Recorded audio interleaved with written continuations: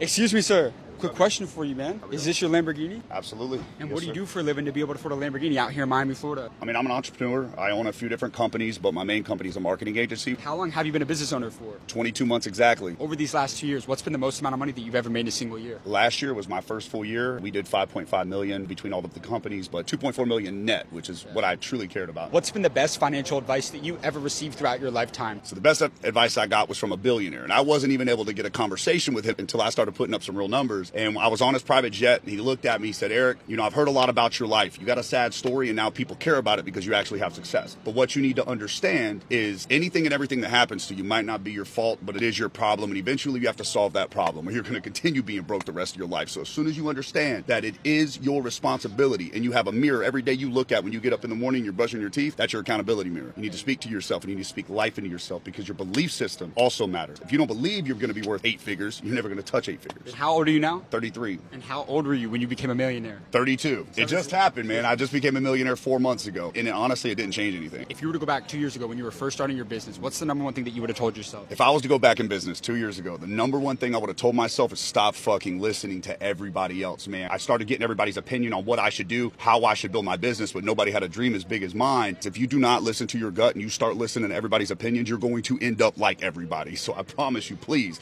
listen to your own gut.